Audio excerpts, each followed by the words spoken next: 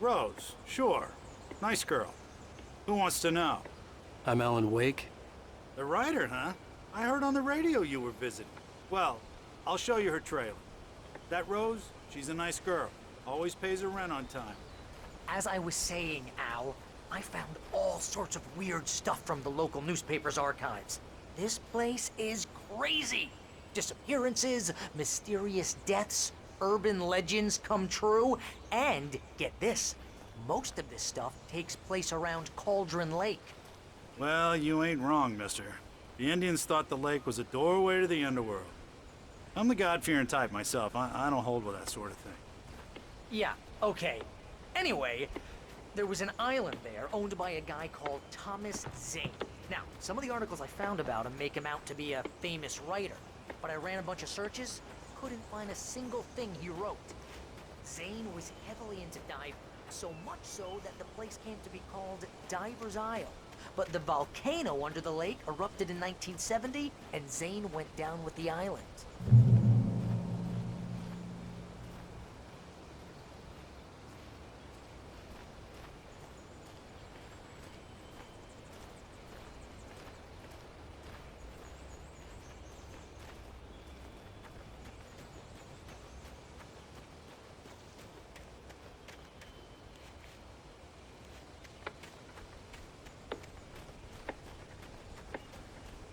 Come on, mister. I'll take you to Rose's trailer. Yeah, how about that? It was there in the morning, as if it had fallen from the sky. But it would take a tornado to lift something like that. We're damn lucky it didn't crush any of the trailers.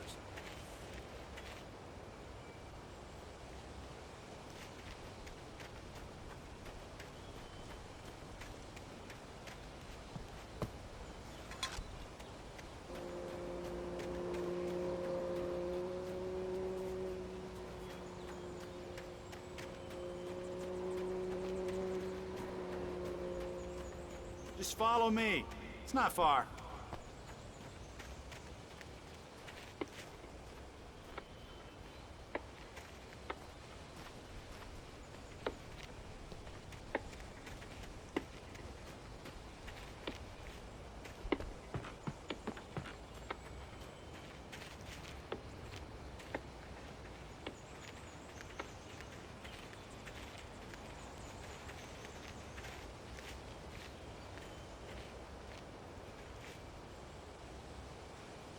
It gets better.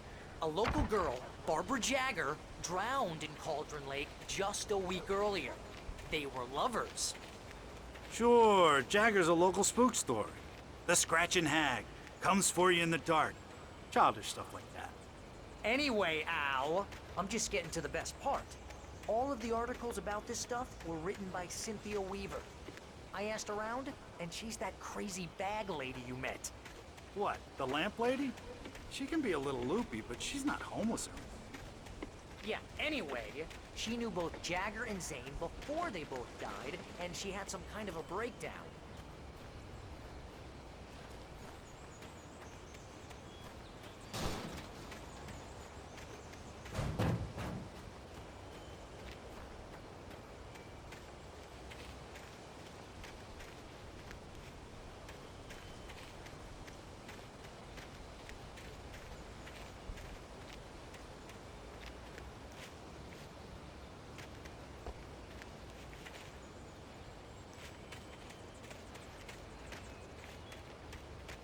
Well, mister, this here's Rose's trailer. You mind me asking what you want with her? We're just here to talk to her, pal.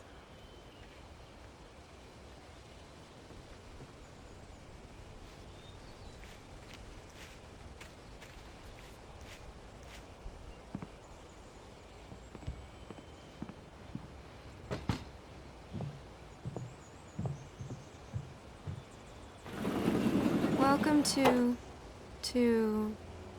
Oh dear, Mr. Wake. I'm so glad you're here. Rose, you have my manuscript? Oh. Oh yes. Yes. Please, come in. Hey, this is really good. Rose, Yes. my manuscript. I really need it. I understand. I know what you need. A muse to inspire you. Oh, for Barry? She doesn't have anything. Yeah, hey, Al, what's... Oh... Barry! What?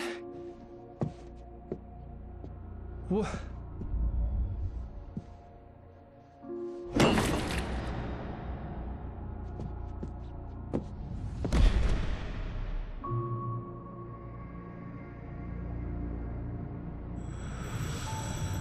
It's coming for you, hiding in my barber's skin.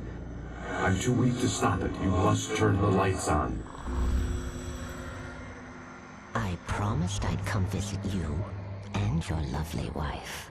You must finish what you started. I insist. You must turn the lights on. Turn the light on. Back to work, boy.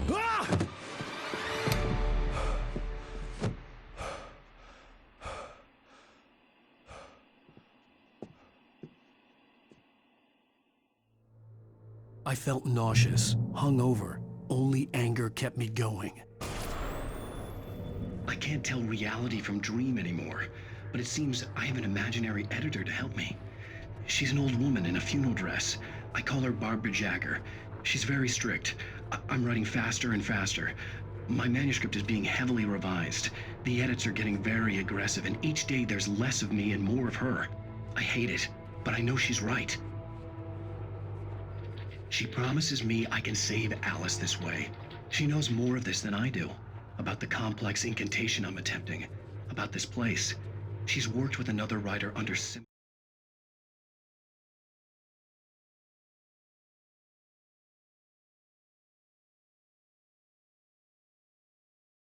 circumstances. Thomas Zane. The genre of the story seems to be shifting. It's turning into a horror story. I'm getting close. I can feel it.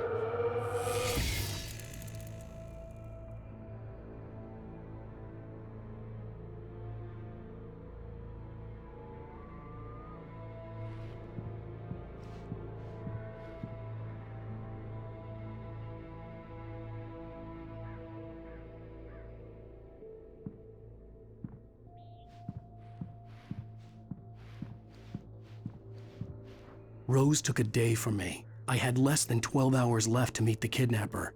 All I could do was get Barry into the car, work something out once I got on the road.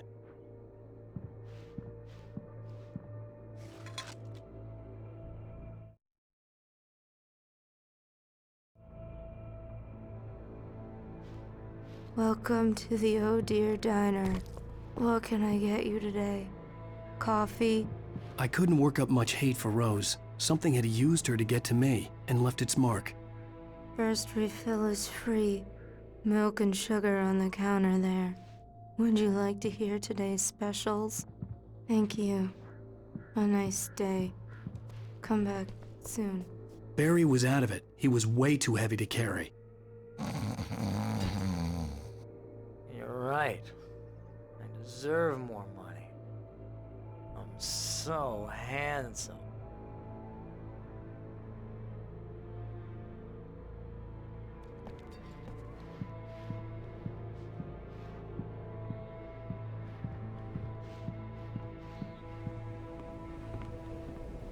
My gun and flashlight were gone. I'd have to find a way to get Barry into the car as quickly as possible. There was no time to waste.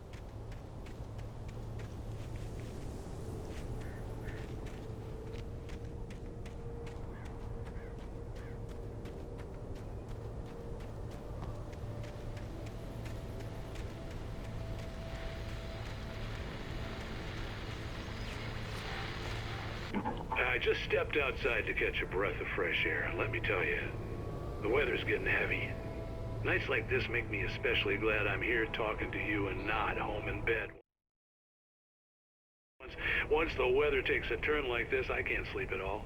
It's all tangled bed sheets and dark thoughts, punctuated by the occasional plunge into nightmare. Is it just me? Well, perhaps it is. But I hope I can make the night a little bit easier to get through. Caller, you're on KBF FM. Hey, Pat, it's Walt Snyder. What's on your mind, Walt? Well, I ain't the way you are, but, well, I can't sleep either, you know?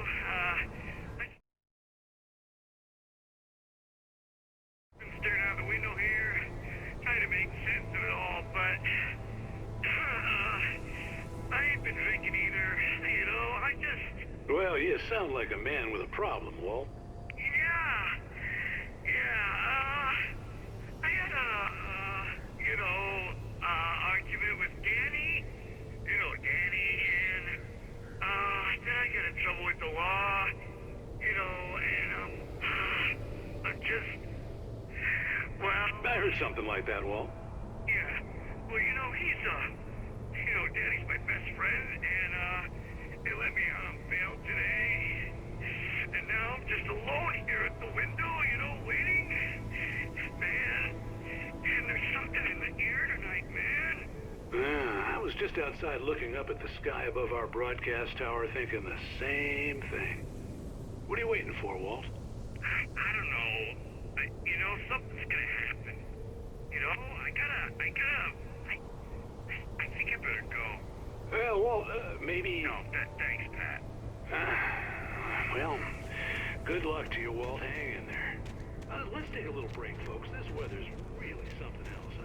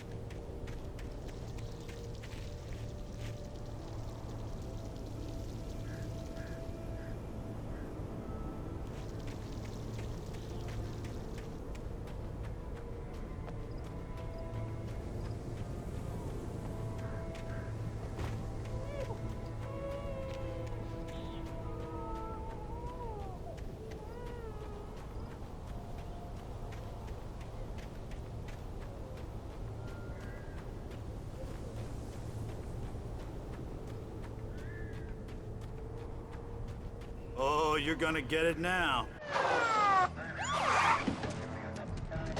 God knows what you've done to that poor girl.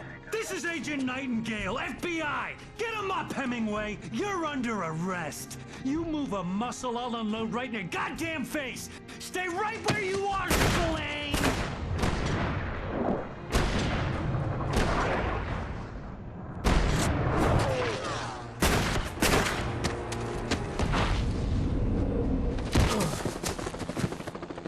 What are you?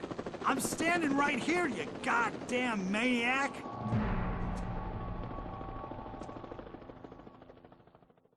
I hated to leave Barry behind, but there was no way I'd miss my appointment with the kidnapper. Give it up, Mr. Wake. Come on. Take it easy on him. Don't let him get away. Move it! I'll have you shot if you let him get away.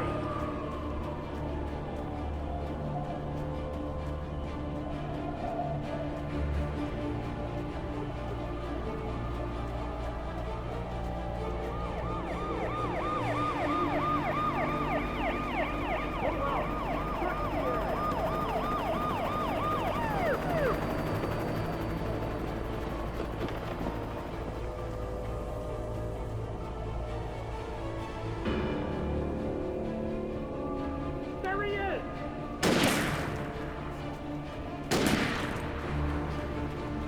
There he goes! Okay, man. Keep your eyes peeled. He's gonna try to make it through here. Oh, damn.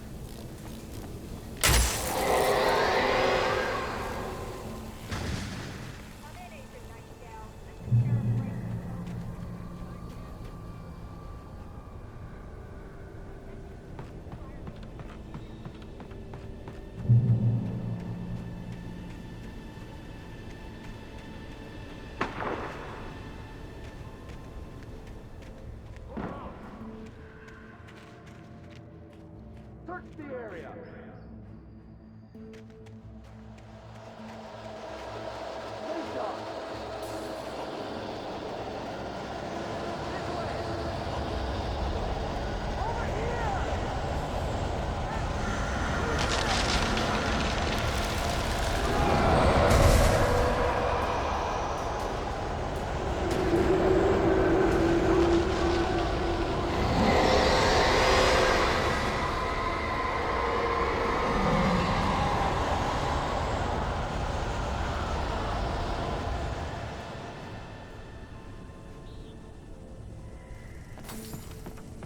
This horror was everywhere I went, circling me. The cops didn't stand a chance. They were after a writer, not a monster. Sheriff Breakers, this is Agent Nightingale. I've lost contact with Wilson Lynn who assigned to me. It's Wake's doing. Wait, are you seriously telling me that geek writer just took out my deputies? Are you kidding? I mean, have you seen this guy? He wears a tweed jacket. He's the guy we're chasing.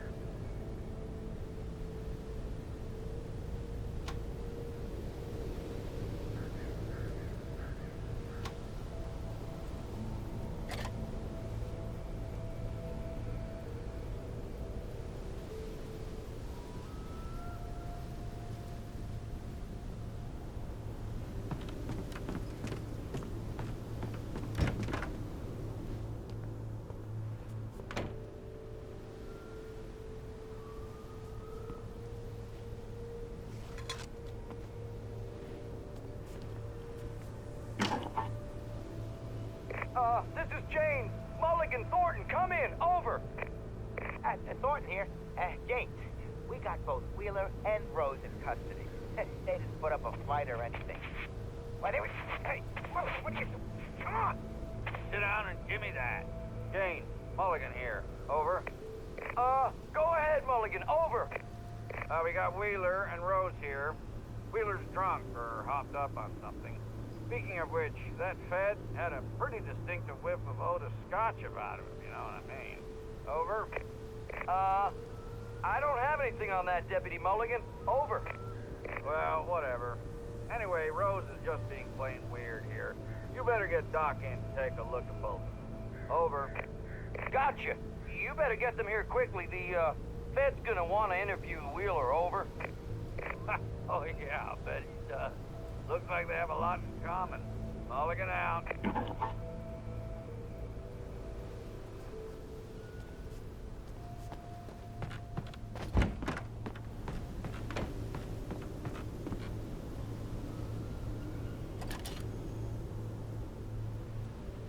I could see the lights of the radio station in the distance.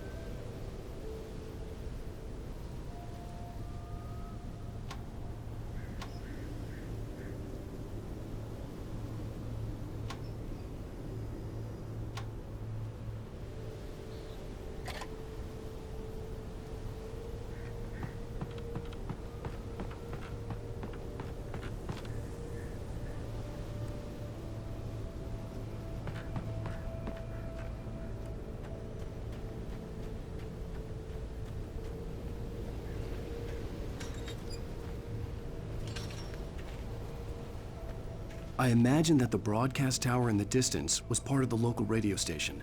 Maine seemed like a decent guy. Perhaps he could give me directions to the coal mine.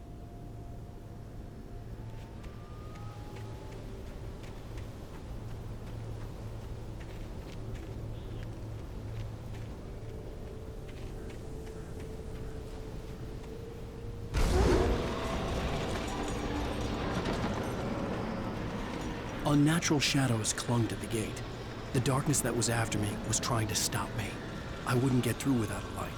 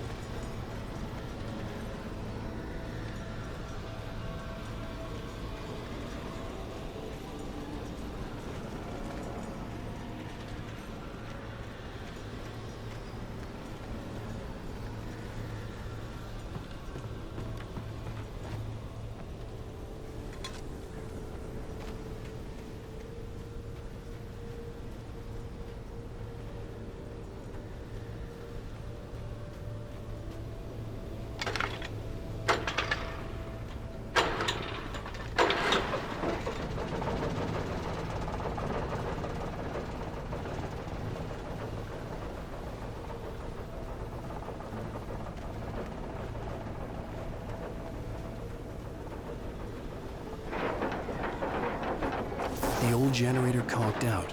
I'd have to see if I could fix it and try again.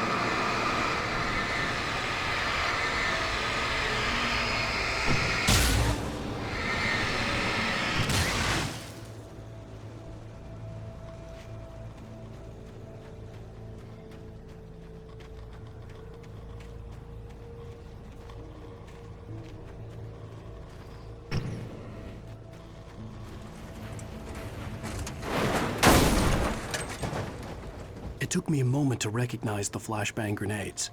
They were an ideal weapon for my situation. Team 1, come in. Over. Team 1, this is Sheriff Breaker. Report. Over. Team 2, come in. I need a report. Over. Come on, guys. Talk to me. Come in, please. Over.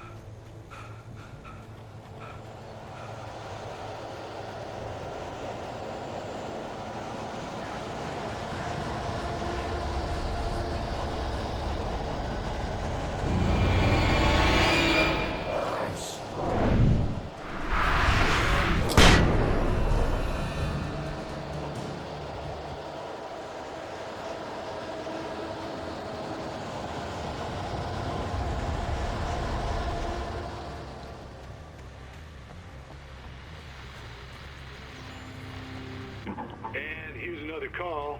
You're on KBFFM with Pat Maine. It's Milt Peabody, Pat. What's on your mind, Milt? Well, I live near the trailer park, Pat, and there's a big ruckus going on over there. Well, that's just up the road from me, too. What's going on, do you know? I don't know, but there's a bunch of police cars there, lots of sirens, a helicopter buzzing around, and I think I heard some gunshots. Gunshots? Yes, sir. Like,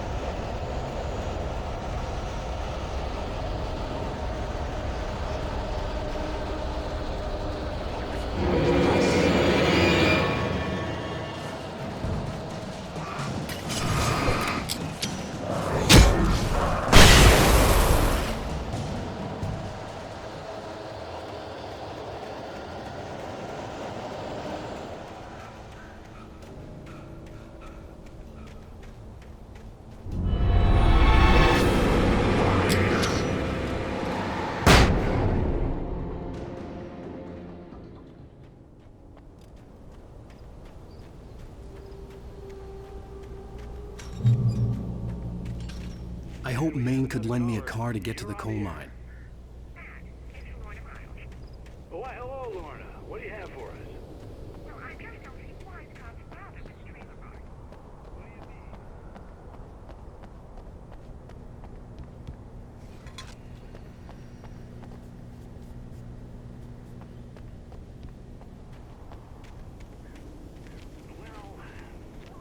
Let the trailers sort themselves out. I'm sorry, but my granddaddy settled in Bright Falls in 1911. Well, thank you very much for that compassionate viewpoint, Lorna.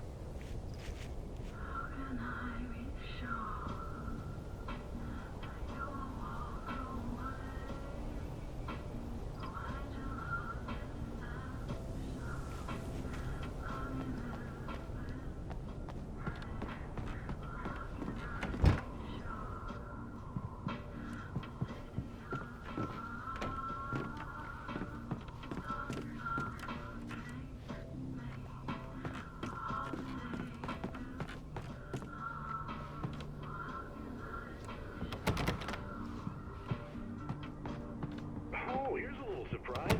The famous writer Alan Wake just walked in. Folks, I'm gonna see if I can talk him into an interview. Come on in, Mr. Wake. Oh, I'm so glad you could find the time to do this, Mr. Wake. Nowhere to run now, Dan Brown. You back away from me. Don't hurt it.